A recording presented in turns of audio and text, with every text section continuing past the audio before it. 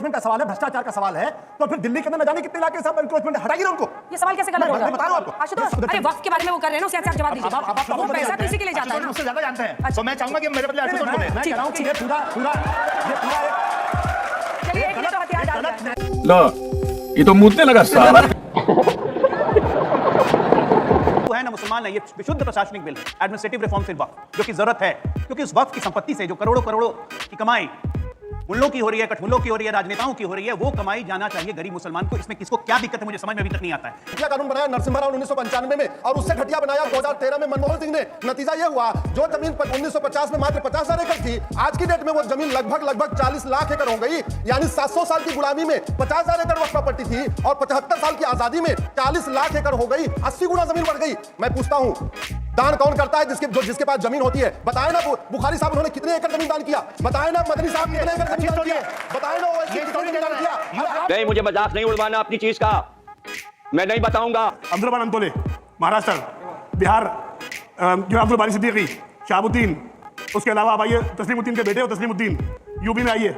UP में सहारनपुर से लेकर रशीद मसूद की फैमिली, इमरान मसूद जो जेपीसी के मेंबर थे, वो ओवैसी साहब की 12 प्रॉपर्टियां, 12 उनके बड़े बड़े कॉम्प्लेक्स वक्फ प्रॉपर्टी के ऊपर है। उसके अलावा केरला में आइए, ई अहमद की प्रॉपर्टियां। उसके अलावा कर्नाटक में आइए, नासिर हुसैन जो बोल रहे हैं, नासिर हुसैन और उनके तमाम सहयोगी। मुझसे क्या खुलवाएंगे आप? ये तमाम प्रॉपर्टी अल्लाह के नाम पे वक्फ की गई थी, लोगों ने अपनी औलादों को न देके अल्लाह के नाम पे दी थी। इन कांग्रेसियों ने और इन मुलायम माया लालू कालू के लोगों ने लूट के बर्बाद कर दी। नमस्कार दोस्तों, चैनल पे आप सभी का स्वागत है। दोस्तों इधर वक्फ बिल पास हुआ है और इधर ये जितने भी लेफ्ट लिब्रांडू और कांग्रेस की इकोसिस्टम के चट्टे बट्टे हैं, सब डिबेट्स में फुदक रहे हैं। दोस्तों आज की डिबेट के अंदर पेड़ पत्तलकार कालू तोश को उल्टा एक मौलाना ने ही रगड़ दिया। दोस्तों डिबेट वीडियो बहुत इंटरेस्टिंग होने वाली है। आपसे रिक्वेस्ट है वीडियो को एक लाइक जरूर कर दें, चैनल पे नए हैं तो चैनल को सब्सक्राइब और बेल आइकन ऑन। चलिए शुरू करते हैं। कानून बनाया 13 में बनाया, 23 में बनाया, वक्फ की संपत्ति को मैनेजमेंट करने के लिए। आज झूठ मूठ कर इसको हिंदू मुसलमान का रंग दिया जा रहा है अपने तथाकथित राजनीतिक फायदों के लिए।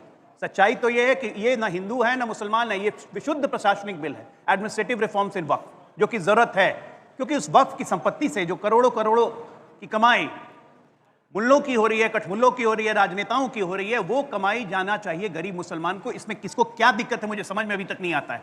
कल लोकसभा, आज राज्यसभा, क्या आपने किसी से सुना कि संशोधन नहीं होना चाहिए, गरीब मुसलमानों को फायदा नहीं होना चाहिए? तो फिर बिल से क्या दिक्कत है भाई, बता दो ना मुझे। चीख चीख के हम लोग पूछते रहे कि गरीब मुसलमानों को भला होना चाहिए कि नहीं? सब कहते हैं हाँ होना चाहिए। वक्फ की संपत्तियों का इस्तेमाल मुसलमानों के लिए होना चाहिए, नहीं गरीब मुसलमानों के लिए ना, सब कहते हैं होना चाहिए। तो जो होना चाहिए तो दिक्कत क्या है भाई? फिर किस लिए विरोध कर रहे हो?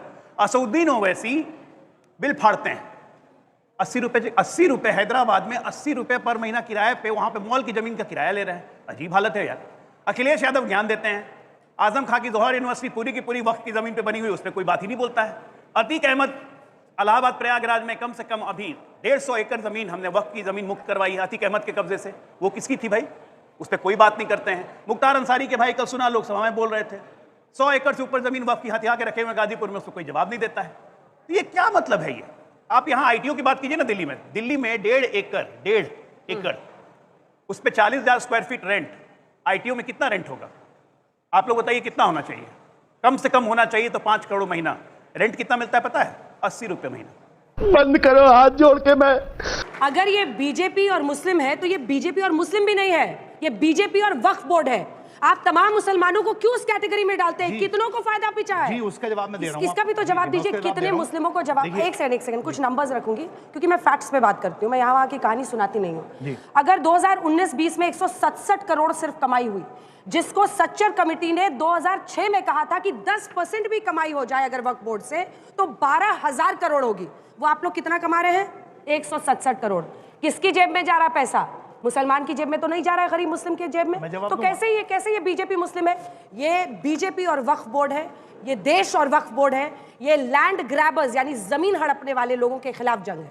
देखिए नहीं, वक्फ बोर्ड के चेयरमैन जो बनते हैं, जो स्टेट गवर्नमेंट होती है, जहां पे बीजेपी की गवर्नमेंट है वहां बीजेपी का आदमी चेयरमैन बनता है, जहां कांग्रेस की गवर्नमेंट है वहां कांग्रेस का, जहां आम आदमी पार्टी की थी वहां आम आदमी का चेयरमैन बनता है। इसमें हम बिल्कुल इस बात को मानते हैं, आम मुसलमान इस बात को मानता है कि जो भी चेयरमैन बनता है वो अपनी जेबें भरता है और उसके अंदर कितने कॉलेज खोले, कितने अस्पताल खोले, आज सब जानना चाहते हैं। एक बार बच्चों को दिखाइए। मौलाना मोहम्मद अली जौहर यूनिवर्सिटी की बात की, अभी जौहर यूनिवर्सिटी। एक सेकंड, किसकी बात की? नहीं, जलेबी नहीं बनाएंगे। आज सबको जानना है कितने कॉलेज खोले, कितने स्कूल खोले, कितने अस्पताल खोले, बताइए।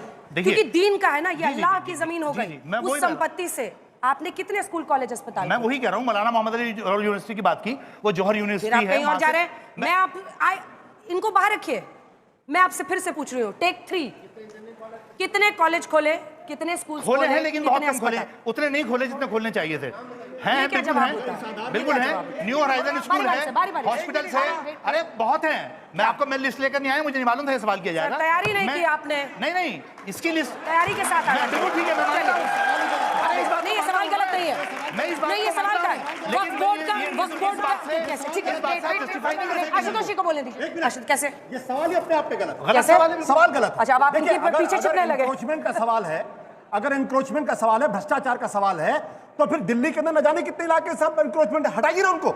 ये सवाल कैसे गलत हो गया? मैं बता रहा हूं आपको। आशुतोष, सवाल कौन सा सवाल है? आप अपनी बात तो सुनिए। आशुतोष देखिए, आशुतोष नहीं, आप पहले सवाल समझिए क्या था। वक्फ की जमीन दान की जमीन होती है, अल्लाह को दी हुई, यानी कि आप उससे गरीबों की मदद के लिए तो लेते हैं ना। जी मुझे बोलने दीजिए, मुझे बोलने दीजिए। गलत कह रही हूँ मैं? अरे उनको बोलने दीजिए ना सर, वो जानते हैं ना। अरे वक्फ के बारे में वो कर रहे हैं ना, उसके आप जवाब दीजिए। वो पैसा तो इसी के लिए जाता है ना। उससे ज्यादा जानते हैं, तो मैं चाहूंगा कि मेरे बदले आशुतोष बोले। मैं कह रहा हूं कि ये पूरा एक चलिए, एक ने तो हथियार डाल दिया। लो, ये तो मुद्दे लगा साला। सच्चर कमेटी के रिकमेंडेशंस को आज गलत बता रहे हैं यहाँ बैठ के। देखिए, अब फिर गलत नैरेटिव मत करिए। अरे सवाल पूछ रहे हैं, मैं आपसे पूछ रहा हूं। जैसे एक सवाल पूछा गया, मुझे बहुत अच्छा मैं सिर्फ सवाल कर रही हूँ, इनसे भी कर रही हूँ, आपसे भी कर रही हूँ। मुझे बहुत अच्छा लगता है की बात है, क्यों इंटरफेयर कर रहे हैं? मौर्य के बारे में बात, चलो ठीक है, गुप्तकाल के बारे में बात करिए। मैं आशुतोष जी को उत्तर देता हूँ।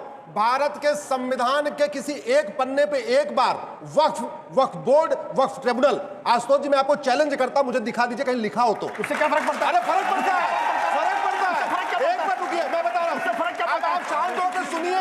उससे क्या फर्क? अब आप शांत होकर सुनिए। आप तो संविधान को मानते हैं। आप शांत होकर सुनिए। संविधान को आप शांत होकर सुनिए। ऐसे नहीं। मैं फिर से कह रहा हूं, यहाँ पे सारे यूथ बैठे हुए, भारत का संविधान मजहब के आधार पे बोर्ड बनाने, मजहब के आधार पे ट्रिब्यूनल बनाने, मजहब के आधार पे आयोग बनाने, मजहब के आधार पे मंत्रालय बनाने, मजहब के आधार पे लोन देने, मजहब के आधार पे वजीफा देने, किसी भी चीज के लिए मजहब के आधार पे विरोध करता है। 23 अगस्त 1948 को जब बहस हो रही थी, सरदार पटेल ने कहा था मजहब के आधार पर देश बन चुका है, अब मजहब के आधार पर कोई विशेष सुविधा नहीं मिलेगी। संविधान में जो शब्द यूज किया है चैरिटी, चैरिटी का मतलब होना चाहिए one nation one charity code, Hindi में कहेंगे एक देश एक दान संहिता होनी चाहिए। ये पीआईएल मैंने ही चैलेंज किया है। 5 साल पहले किसी को इस घटिया कानून के बारे में पता ही नहीं था। 5 साल पहले मैंने जब इस कानून को चैलेंज किया तो जज साहब चौंक गए और सबको नोटिस हो रखा है। देश भर में 150 पीआईएल चल रही है। सुनिए, अभी तुम बोलिए मत, आपका ज्ञान मैंने खूब सुन लिया। मैं फिर से चैलेंज करता हूं, मैं चुप हूं।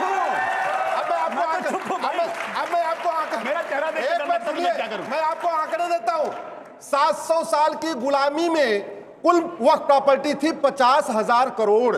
1950 में वक्फ प्रॉपर्टी थी 50,000 करोड़, 50,000 एकड़, सॉरी 50,000 एकड़। पहला वक्फ एक्ट बनाया जिन्ना ने 1913 में। 1913, 1923, 1950 कर रहे थे। कुल मिला के 700 साल की गुलामी में अंजना जी 50,000 एकड़ जमीन हुई। उसके बाद नेहरू जी ने बनाया 1954 में, इंदिरा गांधी ने उसको और खतरनाक बनाया, राजीव गांधी ने और खतरनाक बनाया, और सबसे घटिया कानून बनाया नरसिम्हा राव 1995 में, और उससे घटिया बनाया 2013 में मनमोहन सिंह ने। नतीजा यह हुआ, जो जमीन 1950 में मात्र 50,000 एकड़ थी, आज की डेट में वो जमीन लगभग 40 लाख एकड़ हो गई। यानी 700 साल की गुलामी में 50,000 एकड़ वक्फ प्रॉपर्टी थी और 75 साल की आजादी में 40 लाख एकड़ हो गई, 80 गुना जमीन बढ़ गई। मैं पूछता हूं, दान कौन करता है? जिसके पास जमीन होती है। बताएं ना बुखारी साहब उन्होंने कितने एकड़ जमीन दान किया? बताएं ना मदनी साहब कितने एकड़ जमीन दान किया? बताएं ना ओवैसी कितने जमीन दान किया?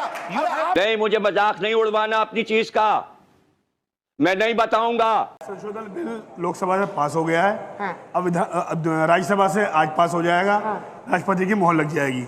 अब जो इसके बाद से खुशहाली की नदियां बहेंगी। जो बिलबिला रहे हैं, जो बिलबिला रहे हैं, ये वो लोग हैं कल तक खामोश थे। इन्हें उम्मीद थी कि टीडीपी और जेडीयू जो है गिरवा देगी, और ये करवा देगी, वो करवा देगी। आज उनको महसूस हो गया है कि तकरीबन कांग्रेस और उसके सहयोगियों के 90 सांसद और उनकी फैमिलियां ऐसी हैं जो वक्फ की प्रॉपर्टी पर काबिज हैं। उन्हें मालूम है, 5 के नाम बताइए, उन्हें मालूम है। 5 के नाम बताइए।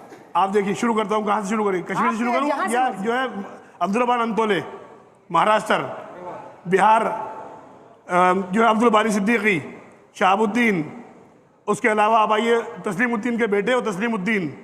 यूपी में आइए, यूपी में सहारनपुर से लेकर रशीद मसूद की फैमिली, इमरान मसूद जो जेपीसी के मेंबर थे, वो ओवैसी साहब की 12 प्रॉपर्टियां, 12 उनके बड़े बड़े कम्प्लेक्स वक्फ प्रॉपर्टी के ऊपर हैं।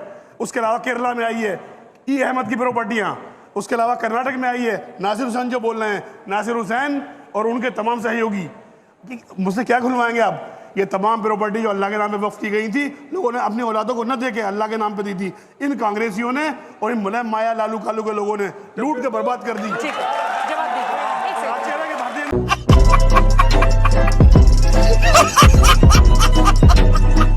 दोस्तों उम्मीद है अगर आपने डिबेट वीडियो पूरी देखी तो वीडियो आपको अच्छी तो लगी होगी। इस कालूतोष के बारे में आप क्या कहना चाहते हैं कमेंट जरूर करें। फिर मिलते हैं एक और वीडियो के साथ, तब तक के लिए जय हिंद, वंदे मातरम, जय श्री राम।